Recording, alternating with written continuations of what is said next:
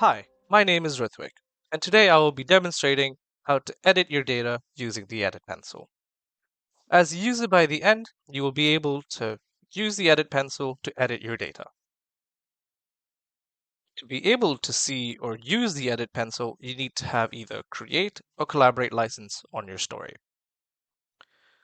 You can find the Edit Pencil on the right-hand side panel, and by clicking on the pencil itself, you're greeted with this particular view. Upon selecting an item, you are then seeing the details of the item itself.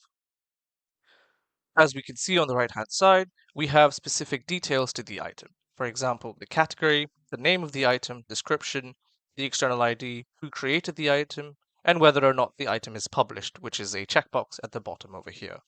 You can use this particular name field to change the name of the item as such.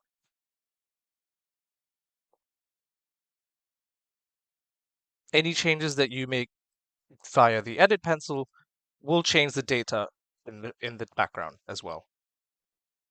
Moving on, we have the Appearance tab, where the user gets to dictate the image on the item, the shape, the item color, item shape, as well as whether or not the item will have a transparent background and whether or not you'd like to hide the text of this particular item. As we can see here, we have no image, which means that if I click on this, there will be no image on the item itself. Category image means the image that's been specified with the entire category, and a custom image is something that the user can paste in from an external source or upload from their home system. Moving on, we have the click event. The click event essentially allows the user to enable a click event onto the item using a URL. If you paste the URL in this text box and enable this particular check where it says open click event in a new tab, every time a user clicks on that particular item, they will be taken to the link that's specified in this text box over here. Moving on, we have the attributes tab. And this is where you get to see all the different attributes that you have within your story that might relate to a specific category, depending on whether you have conditions involved. Um, as we can see on the right-hand side here, we have all the attributes relating to the technology category, as you can see in the option where it says show active in category. Here, any changes that you make to the actual attribute will reflect the changes on the view itself. So for example, if I change the readiness level to A5, that change happens live on the screen.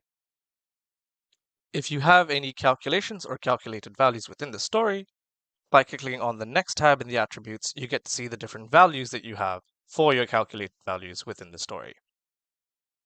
Moving on, we have the relationships tab, which allows us to edit the relationships of the item itself.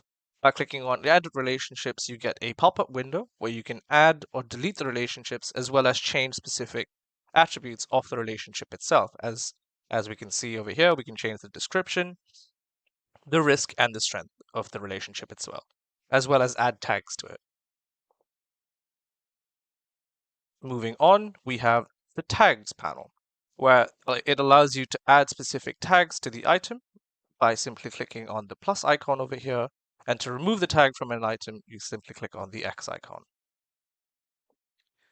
Moving on, we have the panels, where a collaborator is allowed to edit the panels by clicking on the Edit Panel button, where they can change the panel title, whether or not the title is hidden, the order of the panel, the background color, the border color, as well as the visibility of the panel itself. To be able to create a panel is something that's tied to only the Create license. And finally, moving on to the Resources panel, where you can add a resource into an item. For example, by clicking on Add Resources, we have multiple types, where it be a URL, a file, or a related story that can be uploaded onto the item itself.